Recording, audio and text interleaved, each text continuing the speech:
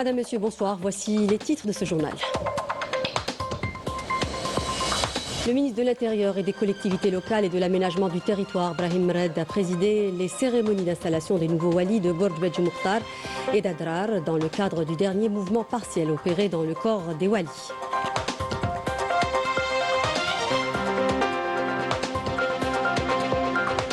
Dans ce journal, retour sur le dernier rapport de la Banque mondiale sur la situation économique de l'Algérie pour l'automne 2024. Un rapport qui met en lumière la solide performance économique du pays tout en soulignant la nécessité de diversifier les exportations.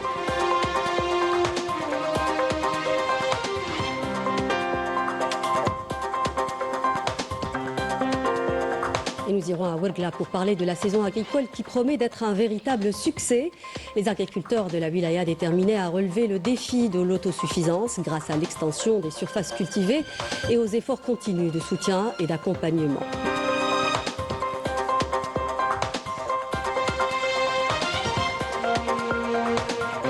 À l'étranger, au Maroc, les politiques À Reza, le carnage se poursuit. Au moins 96 martyrs ont péri et plus d'une soixantaine de personnes ont été blessées dans 6 nouveaux massacres sauvages perpétrés aujourd'hui par l'armée d'occupation.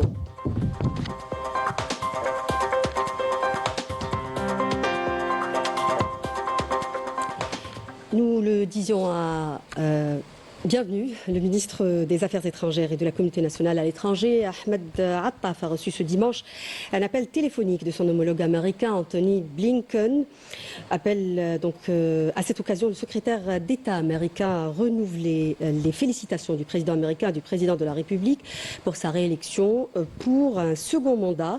Les deux parties se sont félicitées de ce qui a été réalisé pour le renforcement des relations économiques entre les deux pays, souhaitant que cette dynamique soit maintenue et mise à profit à l'avenir. Les deux parties ont par ailleurs procédé à un échange de vues sur plusieurs questions inscrites à l'ordre du jour du Conseil de sécurité, notamment les développements de la situation à Gaza et la question du Sahara occidental. Et nous le disions à l'instant, le ministre de l'Intérieur et des collectivités locales et de l'aménagement du territoire, Brahim Red, a présidé la cérémonie d'installation du wali de Borj Bedj Mokhtar, Mahfoud Benflis, nommé dans le cadre du dernier mouvement partiel opéré par le président de la République, Abdelmadjid Tebboune, dans le corps des walis. Lors de cette cérémonie, le ministre de l'Intérieur a rappelé que cette wilaya portant le nom d'un grand shahid de la Révolution, qui reflète d'ailleurs l'unité de notre pays, est désormais une wilaya qui jouit de toutes les prérogatives. Selon Brahim Red, l'installation des organes de cette wilaya vient répondre aux préoccupations de ses habitants à travers le lancement de plusieurs projets de développement local, avec un intérêt particulier accordé aux populations nomades en mettant en place des infrastructures qui s'adaptent à leur mode de vie. Écoutons le ministre de l'Intérieur. Ce mouvement opéré par le président de la République traduit sa ferme volonté d'améliorer les conditions de vie des citoyens où qu'ils soient. Nous sommes tous tenus d'œuvrer ensemble à réaliser les objectifs escomptés, à savoir la garantie de la prise en charge sanitaire à tous les citoyens et à faire face aux épidémies. Récemment, les wilayas de Tamanrasset, Ingzam et Janet ont connu une crise sanitaire en raison des épidémies qui ont touché la région. Le président de la République a mobilisé tous les moyens pour contenir la crise en assurant une prise en charge instantanée à tous les patients, même dans les régions les plus reculées de l'Algérie.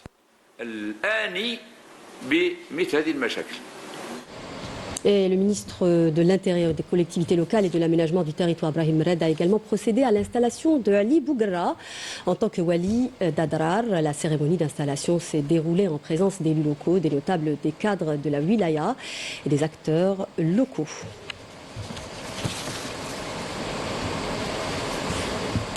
Nous en parlions en titre, l'actualité est aussi économique ce dimanche avec ce dernier rapport de la Banque mondiale sur la situation économique de l'Algérie pour l'automne 2024. Un rapport qui met en lumière la solide performance économique du pays tout en soulignant la nécessité d'adopter un ensemble de politiques économiques complémentaires pour diversifier les exportations en vue d'une croissance durable. En somme, le rapport souligne que tous les indicateurs macroéconomiques sont au vert, nous dit Saïd Maïf.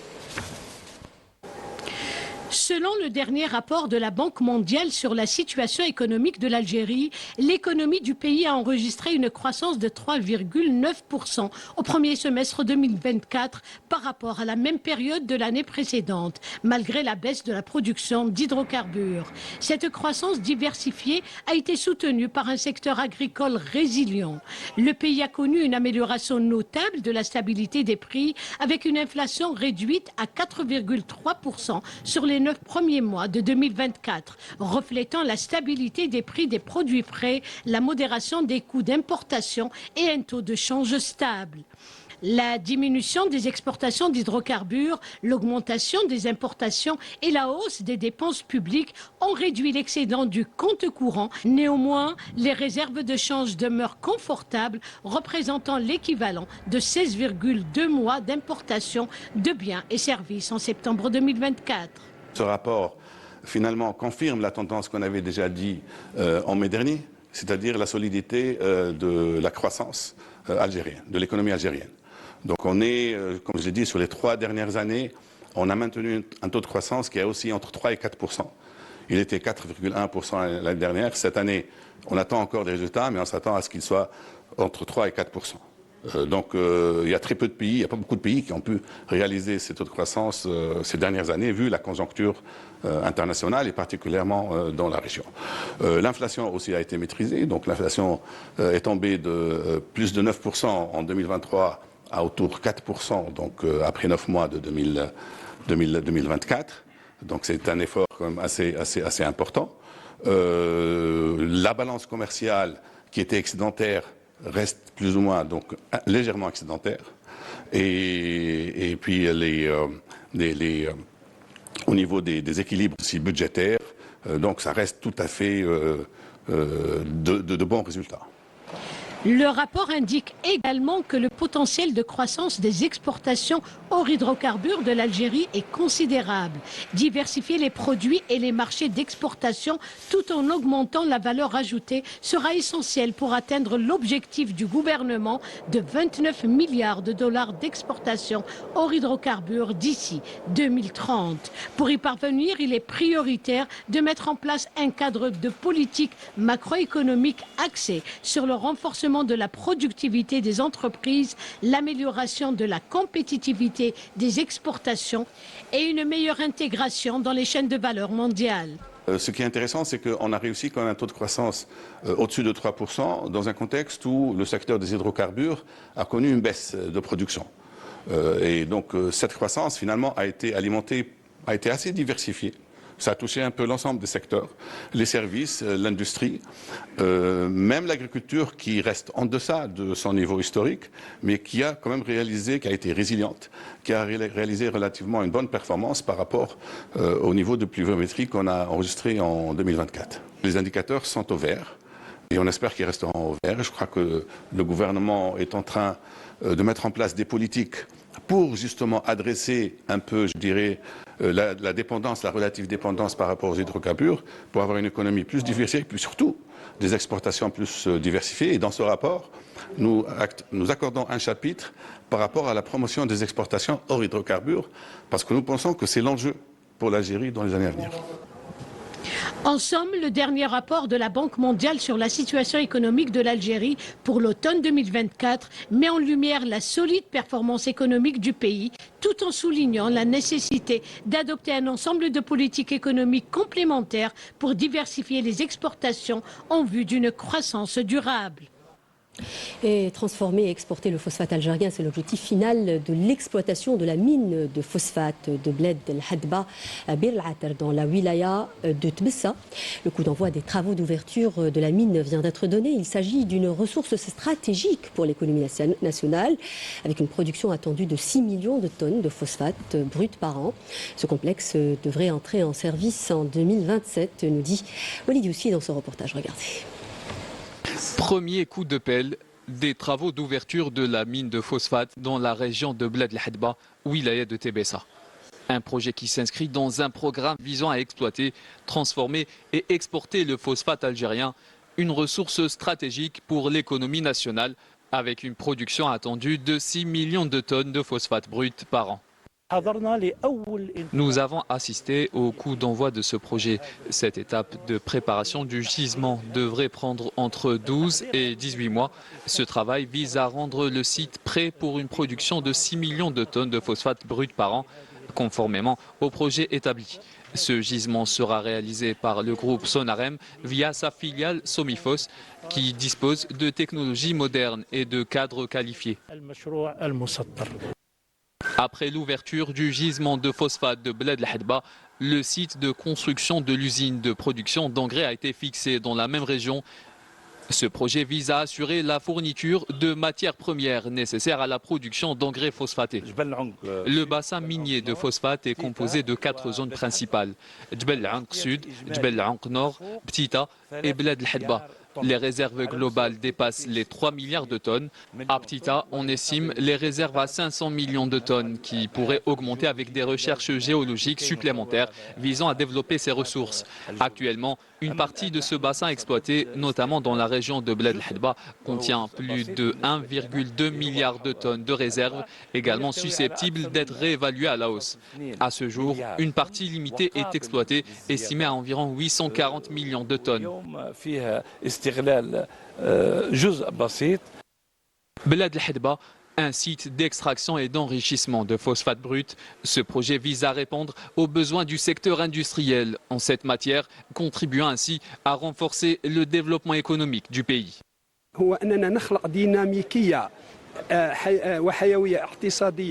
Nous essayons de créer une dynamique économique et sociale au niveau des zones d'ombre et les zones frontalières.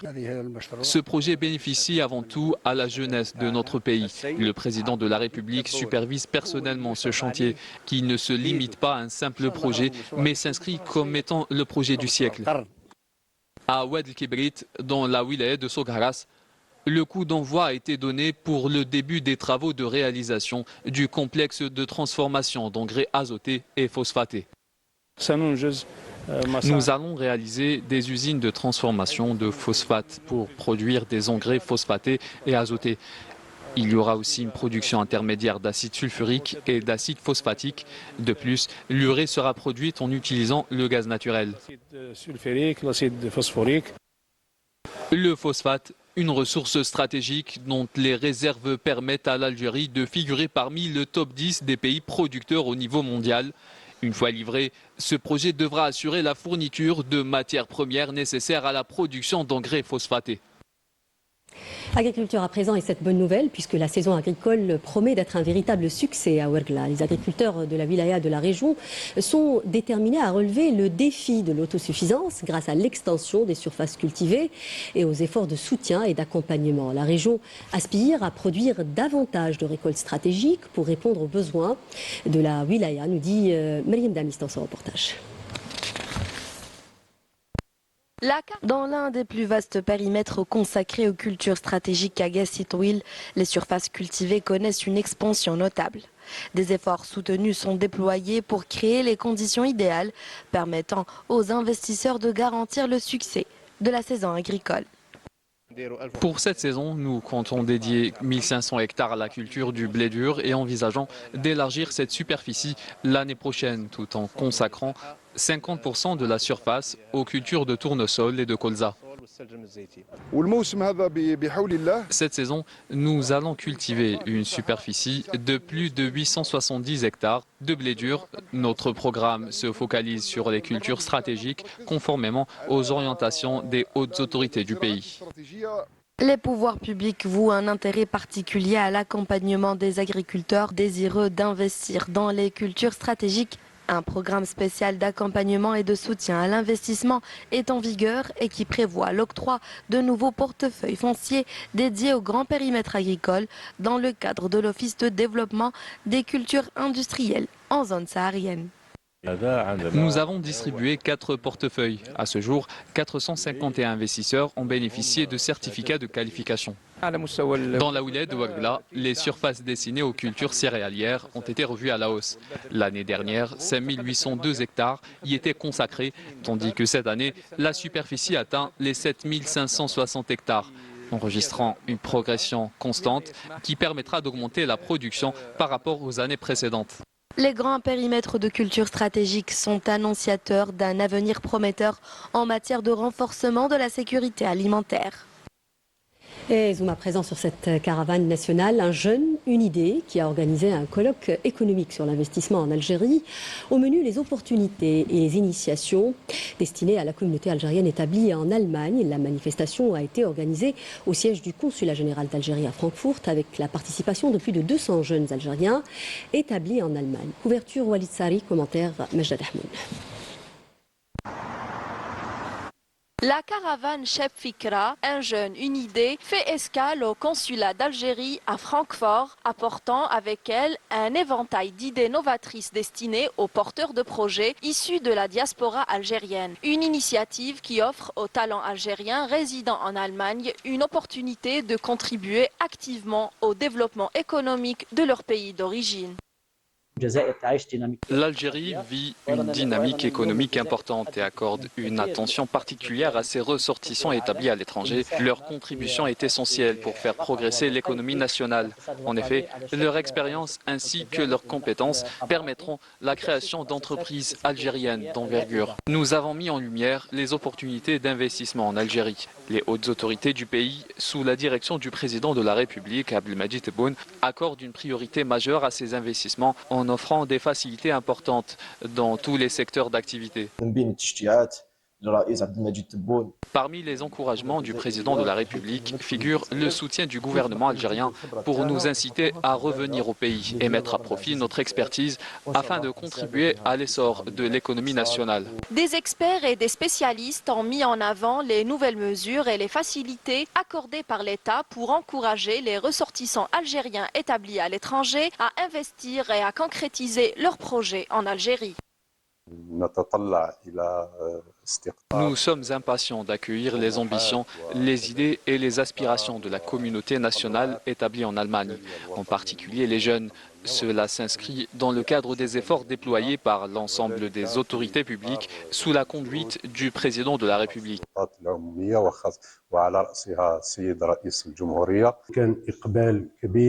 Les membres de notre communauté étaient nombreux à s'intéresser à l'investissement en Algérie. Environ 200 personnes venues de différentes régions allemandes ont répondu à l'appel. Une initiative prometteuse qui vise à promouvoir les différentes décisions prises par l'État algérien en faveur des Algériens vivant à l'étranger.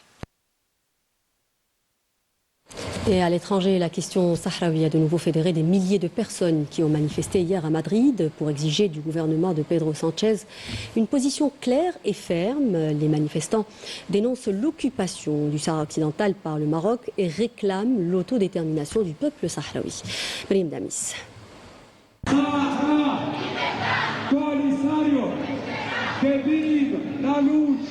À Madrid, des milliers de manifestants se sont rassemblés pour afficher leur soutien au peuple sahraoui, en brandissant le drapeau de la République sahraoui, ainsi que des affiches et des slogans dénonçant l'injustice persistante envers un peuple privé de son droit à l'autodétermination. Nous sommes ici pour réaffirmer notre engagement et exprimer notre soutien au peuple sahraoui qui est un exemple de lutte, de dignité et de résistance. Le peuple sahraoui est parfaitement légitime à disposer de sa terre et à exploiter ses ressources naturelles. J'ai été surprise de découvrir la situation des Sahraouis et leur lutte. Je souhaite qu'ils obtiennent leur droit à l'autodétermination. Lors de ces manifestations, le représentant du Front Polisario a prononcé un discours soulignant la détermination du peuple sahraoui à poursuivre sa lutte jusqu'à la récupération complète de ses droits, malgré des pressions croissantes liées aux intérêts politiques et économiques.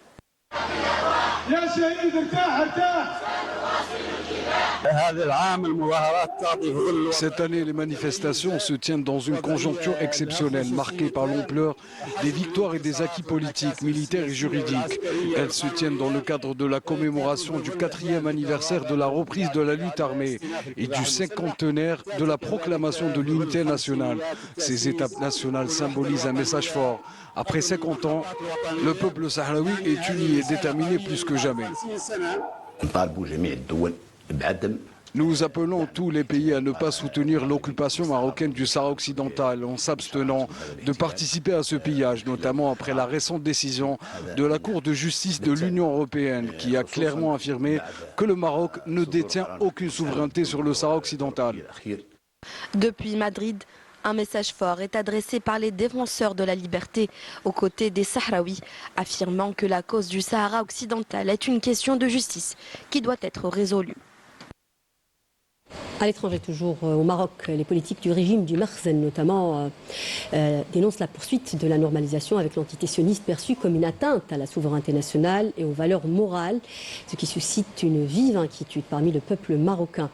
Les Marocains qui dénoncent l'ouverture du pays à des sionistes qui cherchent à exploiter ses richesses sous prétexte d'investissement et qui s'accaparent des territoires sahraouis en totale violation du droit international.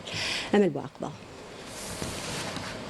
Au Maroc, les scandales s'enchaînent, mettant à nu le vrai visage du régime marzénien, qui depuis les accords de normalisation avec l'entité sioniste a définitivement scellé son destin à cet ennemi aux visées expansionnistes.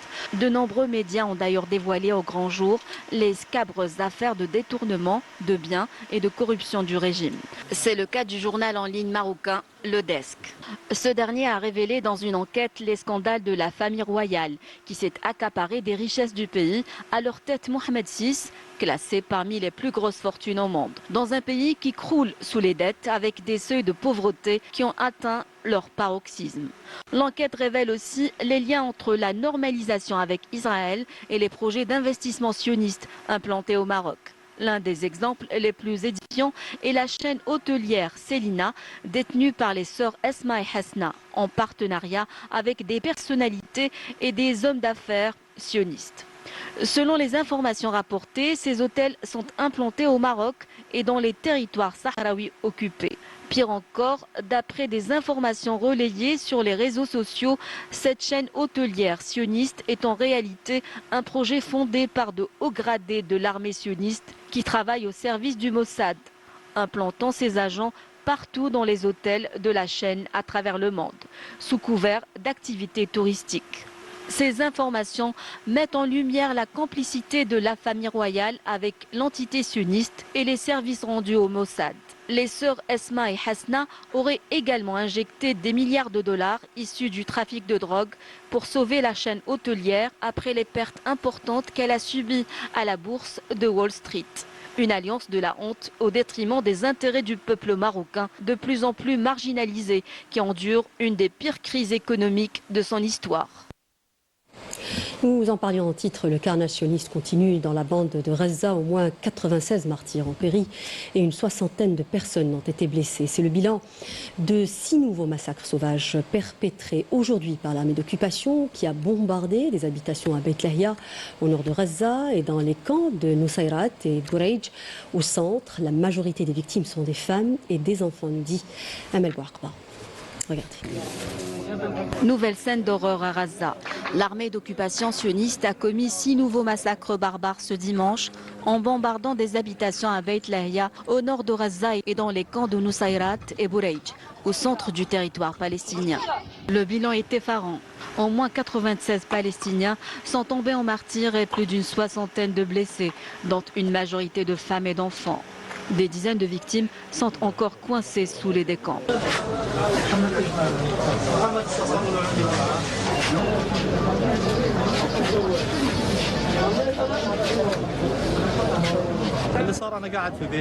J'étais chez moi et le reste de ma famille, dans mes parents, dans une maison à quelques 500 mètres, quand soudain, j'ai entendu le bruit d'un missile. L'explosion a tout ravagé. En quelques secondes, toute ma famille a péri.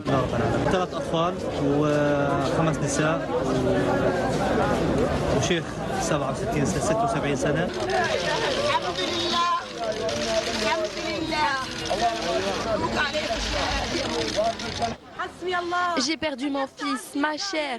Que Dieu punisse les criminels qui t'ont enlevé à moi. Mon fils, Ala, est martyr. Ala est martyr. Dieu est grand.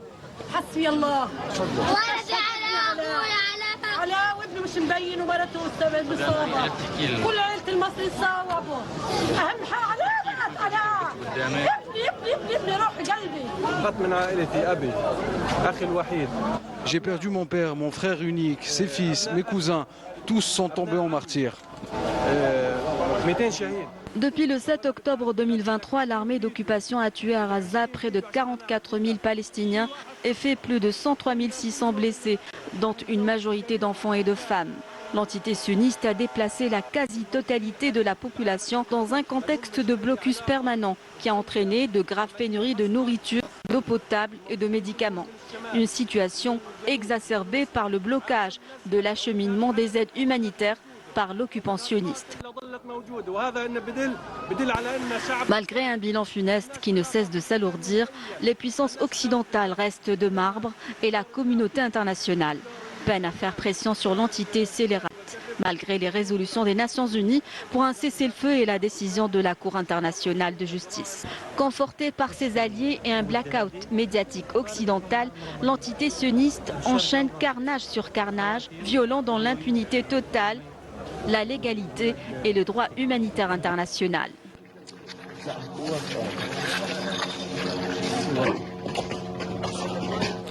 Et dans ce contexte, l'Algérie tente de venir en aide au peuple palestinien dont l'accès aux soins est presque impossible. Une nouvelle délégation médicale algérienne est arrivée récemment dans la bande de Reza, composée de 7 médecins qui prennent en charge, depuis leur arrivée, les cas graves et critiques parmi les blessés et les victimes des bombardements sionistes. C'est un sujet signé Raouf Hamouche.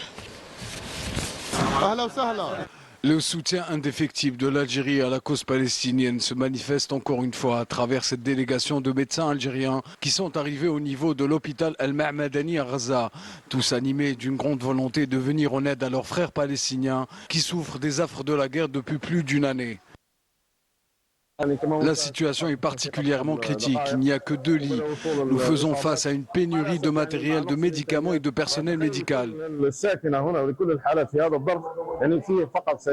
Avec leur courage et leur expertise, ces médecins algériens sont arrivés avec du matériel chirurgical indispensable dont manquent cruellement les hôpitaux palestiniens, redonnant espoir à des milliers de blessés et malades palestiniens. C'est la 2e fois qu'une délégation de médecins algériens vient au secours des Palestiniens. L'Algérie a de tout temps été aux côtés du peuple palestinien. Nous voudrions remercier l'État algérien à sa tête, le président de la République, ainsi que notre peuple frère algérien. En effet, depuis qu'elle a entamé son mandat en tant que membre non permanent du Conseil de sécurité de l'ONU, l'Algérie œuvre à faire en sorte que l'attention reste perpétuellement portée sur la cause palestinienne. Depuis la tribune des Nations Unies, le pays, par le biais de son ambassadeur, a mené plus d'une bataille diplomatique pour parvenir à l'adoption d'une résolution urgente pour un cessez-le-feu à Gaza. Nous tenons à remercier l'Algérie pour son soutien indéfectible à notre peuple. Nous sommes vraiment 2 peuples frères.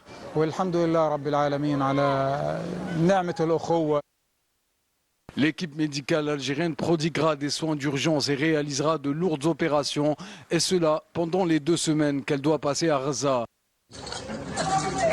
Entre-temps, les bombardements sionistes ainsi que le blocus compliquent l'approvisionnement des hôpitaux. Sport, football, la sélection nationale a pris le meilleur sur le Libéria par 5-1 dans un match comptant pour la 6e et dernière journée des éliminatoires de la Coupe d'Afrique des Nations 2025 qui est disputée au stade Hussein Ait Ahmed de Tizi Ouzou. Les buts de l'Algérie ont été inscrits par Aïssa Mandi à la 20e minute de jeu, Riyad Mahrez à la 29e minute, Bardet de Bounedjah à la 64e minute. Amine Gouiri à la 74e et Amoura durant le temps additionnel. Avec cette victoire, les Verts terminent à la première place du groupe E avec un total de 16 points.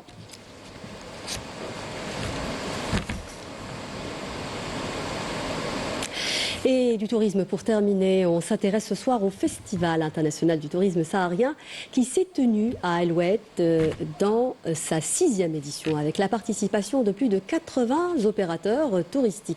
L'objectif de cet événement, au programme riche, est la promotion du tourisme saharien, considéré par beaucoup de spécialistes comme un produit d'appel pour le tourisme national, nous dit Hicham Daou. Regardez. Le Festival du tourisme saharien, dans sa 6e édition, a connu la participation de plus de 80 opérateurs touristiques spécialisés dans la destination du sud algérien. Salons de tourisme et de voyage, artisanat, ateliers et conférences sur l'investissement, sorties touristiques au profit des participants, toutes ces activités ont enrichi le programme du festival qui se veut un rendez-vous pour les professionnels et les acteurs du secteur du tourisme. Grâce aux instructions et aux engagements de M. le Président de la République, notamment le visa à l'entrée et le vol direct du capital européenne, donc on peut dire que le tourisme saharien reprend des couleurs et le tourisme d'une manière générale reprend sa place au niveau national et international. En plus des facilitations pour l'obtention des visas au profit des touristes du sud algérien, des mesures ont été prises pour attirer les investisseurs dans le domaine du tourisme. En matière d'investissement, où des lois ont été aussi promulguées pour faciliter l'investissement au niveau du sud notamment. Et nous pensons que d'ici 2030, avec cette stratégie, cette vision prospective, nous pouvons atteindre une dizaine de millions de touristes qui vont être accueillis dans notre pays. Avec des millions de personnes qui voyagent dans le monde, le secteur du tourisme occupe une place importante dans l'économie mondiale. Un énorme flux qui laisse souvent derrière lui des effets irréversibles, d'où la vigilance des autorités afin de respecter la capacité de charge des zones touristiques. Le travail est toujours d'actualité, nous devons être toujours à l'écoute des besoins des touristes, notamment que la consommation touristique change d'année en année. Et nous voulons que la destination Algérie soit une destination touristique durable, avec un tourisme écologique et respectable de l'environnement. L'Algérie, avec ses multiples facettes, demeure une destination touristique prometteuse. La 6e édition du Festival international du tourisme saharien vient de confirmer la volonté des autorités d'accompagner l'effervescence que connaît le pays dans la relance du tourisme saharien. Et avec ces belles images, c'est la fin donc de ce journal. Merci de nous prêter attention. L'info continue sur Canal Algérie. Prochain rendez-vous de l'actualité à 20h en langue nationale. Je vous souhaite une excellente suite des programmes sur Canal Algérie. Au revoir.